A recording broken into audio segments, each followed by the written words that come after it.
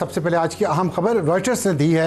उन्होंने कहा कि तुर्की के सदर तैयब अर्दोगान जब वो आज़रबाईजान से वापस तुर्की जा रहे थे, उन्होंने तैयारे में मीडिया से बातचीत की और उन्होंने उसमें बताया है कि उनकी मीटिंग हुई है पाकिस्तान के प्राइम मिनिस्टर शहबाज शरीफ साहब से और उसमें उन्होंने तय किया है कि तुर्की के वज़ीर दिफा, वज़ीर ख़ारजा और उनके इंटेलिजेंस चीफ़ ये तीनों आने वाले हफ्ते में, जो कल से शुरू हो रहा है, पाकिस्तान का दौरा करेंगे और पाकिस्तान और अफ़गानिस्तान के दरमियान जो बातचीत सीज़ फायर के बाद जारी थी उसको आगे ले जाएंगे। और यहाँ आके वो किन किन से मुलाकात करते हैं इसके बारे में तफसीलात अभी नहीं पता, लेकिन ये एक बड़ी अहम डेवलपमेंट है, इसलिए कि जो तुर्की में मुज़ाकरात हो रहे थे वो नाकाम हुए हैं क्योंकि तालिबान रजीम ने पाकिस्तान की शर्त मानने से इनकार किया, जिसमें पाकिस्तान की सिर्फ एक शर्त है कि आप अपनी सरजमीन को दहशतगर्दी में इस्तेमाल होने से रोकें। और उसके साथ साथ पाकिस्तान के दफ्तर ख़ारजा ने जो आज एक एलामिया जारी किया है उसमें उन्होंने कहा है कि हमारा मौक़िफ़ वाज़ेह है और हमने शवाहिद पेश कर दिए हैं इंटरनेशनल कम्युनिटी को, तुर्की को, कतर को, और उस पर हमने बता दिया है कि तालिबान रजीम सपोर्ट कर रही है दहशतगर्दी को TTP के ज़रिए जो पाकिस्तान में हो रही है, और हमारा मौक़िफ़ तासुब से बालातर है, सिर्फ हक़ाइक़ और मेरिट पर मबनी है। और उन्होंने ये भी, पाकिस्तान के फ़ॉरेन ऑफिस ने कहा है कि गैर जानिबदार ममालिक ने पाकिस्तान के मौक़िफ़ की तायद की है क्योंकि पाकिस्तान ने हमेशा ज़िम्मेदाराना तर्ज़ अमल बनाया है। अब उन्होंने कहा है कि पाकिस्तान उम्मीद करता है कि तालिबान रजीम भी इस पे बात करेगी, काम करेगी जो उनको करने के हैं। लेकिन एक मैं आज पढ़ रहा था कहीं पे, उसमें बड़ी अच्छी तजवीज़ आई है, वो ये है कि पाकिस्तान को चाहिए कि TTP की जितनी लीडरशिप अफ़गानिस्तान में है उसके लिए एक रेड वारंट जारी करें। पाकिस्तान के अंदर एक पूरा कानूनी प्रोसेस होता है जो मेरे केस में या किसी और के केस में तो नहीं होता, क्योंकि हम तो आम लोग हैं, लेकिन जब नेशनल इंटरेस्ट की बात आती है तो उसके लिए जारी किया जाए, रेड वारंट जारी किया जाए और वो इंटरपोल के ज़रिए अफ़गानिस्तान की हुकूमत को भिजवाए जाएँ और उन्हें कहें ये लोग हैं, ये वांटेड है हमारे यहाँ इस क्राइम में, इनको पाकिस्तान के हवाले किया जाए। तो कानूनी जंग भी पाकिस्तान को लड़नी चाहिए, जहाँ पे सफारती जंग लड़ रहा है, जहाँ पे जंगी जंग लड़ रहा है। तो बहुत ज़रूरी एक अच्छी तजवीज़ है, इसलिए मैंने सोचा कि मैं यहाँ पे इस प्लेटफॉर्म से ये शेयर कर दूँ। जिसने भी दी है बहुत अच्छी है, मेरी अपनी ये अक्ल और फहम की बात नहीं है, मैंने कहीं पढ़ी है, वो मैं आप तक पास ऑन कर रहा हूँ। और हमारे आज के प्रोग्राम का तारुफ, टॉप स्टोरी हमारी आज की होगी 27वीं तरमीम इस्तेहकाम लाएगी या अदम इस्तेहकाम, तहरीक तहफ़्फ़ुज़ आईन पाकिस्तान, जिसको चेयर कर रहे हैं महमूद अचकज़ई और वाइस चेयरमैन है अल्लामा नासिर अब्बास। उन्होंने कहा है कि आज रात 8:30 बजे, उन्होंने टाइम भी दे दिया है कि 8:30 बजे से तहरीक शुरू होगी, लेकिन उसमें तहरीक शुरू नारे लगाने से होगी। आधे घंटे तक नारे लगाए जाएंगे, पाकिस्तान जिंदाबाद और आमरीत मुर्दाबाद। तो देखें कितने दिन ये तहरीक चलती है और इसके क्या असरात निकलते हैं, इस पर हम बात करेंगे अताउल्लाह तारड़ साहब से, जो वफाकी वज़ीर इत्तलात और रहनुमा है मुस्लिम लीग नून के। और साथ ये भी उनसे पूछेंगे कि अगर ये मोमेंटम बन गया 27वीं तरमीम के ख़िलाफ़, तो जो इस्तेहकाम की कोशिश हुकूमत कर रही है उसको कितना नुकसान पहुंचेगा। और हमारा आज का हॉट इशू होगा नए ओहदों की तख्लीक 27वीं तरमीम के जरिए, ख़ास तौर पे CDF का ओहदा, उसकी ज़रूरत क्यों पेश आई मौजूदा हालात में। इस पर हम बात करेंगे major general retired Zahid Mahmood साहब से, दिफाई तजियाकार और लोगों के जहनों पर जो सवालात हैं उनसे पूछेंगे और उनके जवाब लेंगे। और हमारा आज का एडिटोरियल होगा डक्की भाई, क्रिकेट का जुआ और NCCIA की साख को धचका। और धचका क्यों लगा है कि जो करप्शन स्कैंडल, जो करप्शन को रोकने वाले ऑफिशियल्स हैं वो खुद करप्शन में मुलव्वस पाए गए हैं और उन पर अगवा और भत्ताखोरी के इल्ज़ामात हैं, और उन इल्ज़ामात के बारे में हम अपने एडिटोरियल में बताएंगे। हमें ज्वाइन किया है की वज़ीर इत्तलात जनाब अताउल्लाह तारड़ साहब ने, और हम शुरू करेंगे आज की टॉप स्टोरी से। तारड़ साहब अस्सलाम वालेकुम। वालेकुम सलाम सर, बहुत शुक्रिया जी, बड़ी मेहरबानी।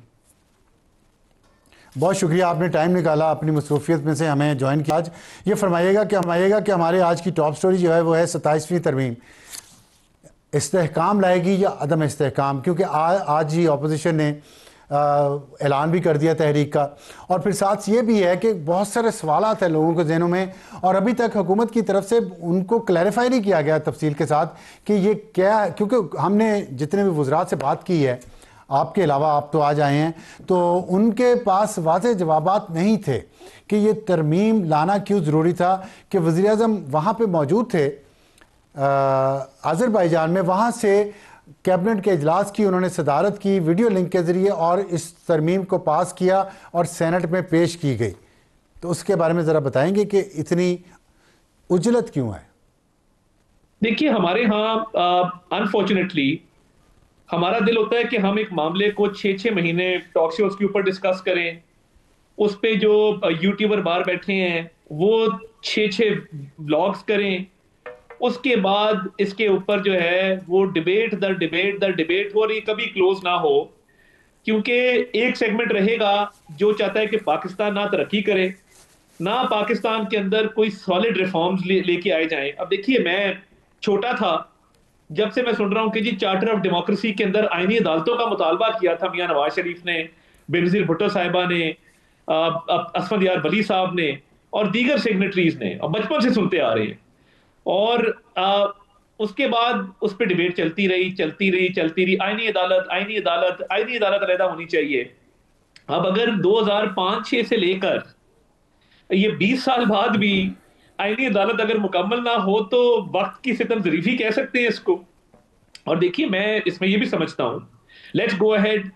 जब कॉन्स्टिट्यूशनल बेंच बना वो इसी नजरिए से बना कि जी एक अलहदा आईनी मैटर्स को डील करने के लिए एक अलहदा सेगमेंट होना चाहिए, ताकि जो आम साइल है, जो एक पाकिस्तानी शहरी है, जब वो कोर्ट जाए तो उसका केस प्रायोरिटी पे लगे और उसको 4-4 साल वेट ना करना पड़े अपने फैसलों के लिए। कई केसेस में 15-15 साल वेट ना करना पड़े।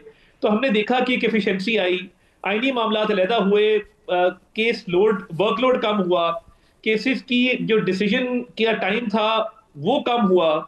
अभी भी मगर क्योंकि ये कम केसेस हैं, कॉन्स्टिट्यूशनल 5 से 10% हैं, इन पे 50% वक्त सर्फ हो जाता है।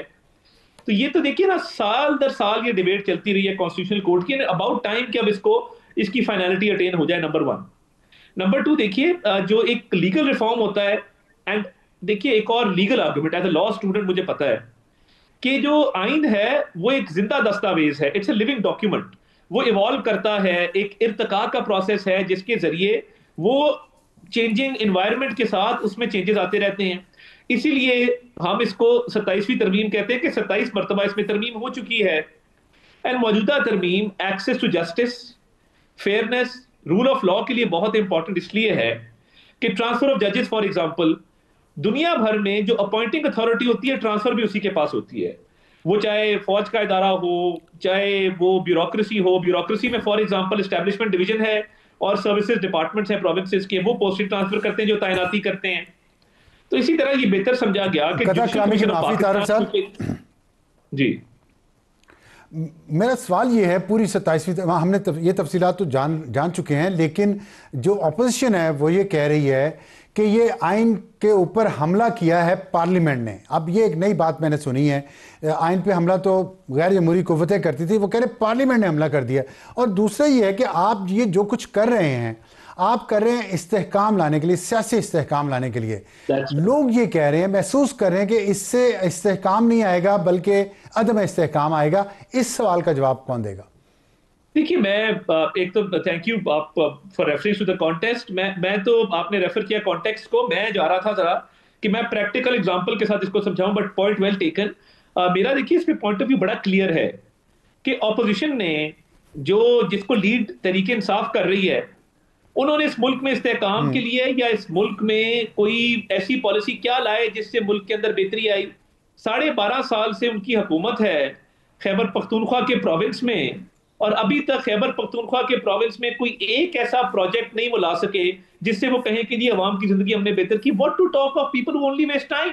आप इनसे बातें करा लें, आप इनसे सोशल मीडिया पे पोस्टें लगवा लें, मगर मुझे बता दें एक लीगल रिफॉर्म जो इनका इंप्लीमेंट हुआ हो खैबर पख्तूनख्वा के अंदर जहां पे इनकी हुकूमत है। देखिए, ये वो लोग हैं जो पाकिस्तान के डिफॉल्ट की दुआएं करते थे, श्रीलंका बन जाए, श्रीलंका हमारा दोस्त मुल्क है, अल्लाह करे वो तरक्की करे। बट ये कस्में खाते थे, इन्होंने जुआ लगाया हुआ था उस पे कि ये आज डिफॉल्ट हुआ कि कल हुआ, ये तो सट्टेबाजी कर रहे थे। आप अंदाजा करें कोई मुहब्बे वतन पाकिस्तानी वो ये सट्टेबाजी कर सकता है कि पाकिस्तान डिफॉल्ट हो जाए? इन्होंने किया हुआ था। इनकी एक एक पॉलिसी, ये चाहते थे फौज कमजोर हो, अदलिया कमजोर हो, हम तो रिफॉर्म करके उनको बेहतर कर रहे हैं। यही वजह है अफसार साहब, तहरीक नहीं चलेगी। आपको याद होगा, I have been part of the lawyers movement as a law student. जब भी तरीके चलती हैं और ऐसे मामलात पे चलती हैं जो आईनी और कानूनी हो, तो वकला निकलते हैं। इनको इतनी बुरी तरह मार पड़ी है बार काउंसिल के इलेक्शन में। ये खैबर पख्तूनख्वा हारे, ये पंजाब हारे, ये इस्लामाबाद बार काउंसिल हारे, ये सिंध हार गए हैं। तो ये तो जो वकला की बॉडी है, जो इंडिपेंडेंट ग्रुप है, जिसकी हमारे साथ ज़ेनी हमांगी है, जिसको आसमा जहांगीर ग्रुप कहते हैं, उसने तो बड़ी क्लैरिटी के साथ अपना वर्डिक्ट दे दिया है। 26वीं आईनी तरमीम में भी वो साथ खड़े थे। नहीं अब तो भी अगर हम तो ठीक है, हाँ, हम तो ये समझ रहे थे कि तहरीकें अवाम चलाती हैं, आप समझ रहे हैं कि वकला ने चलानी थी और वो नहीं चला रहे, इसलिए नहीं, नहीं, नाकाम नहीं, होगी, ये दो तरह की या चीजें हैं अवाम ना। इनके साथ नहीं निकलेंगे? नहीं, मैं उस तरफ आ रहा हूं। देखिए, मैंने इसीलिए क्वालिफाई किया कि एक आईनी और कानूनी मामला होता है जिसमें वकला हमेशा लीड करते हैं, वकला तरीके चलाते रहे हैं।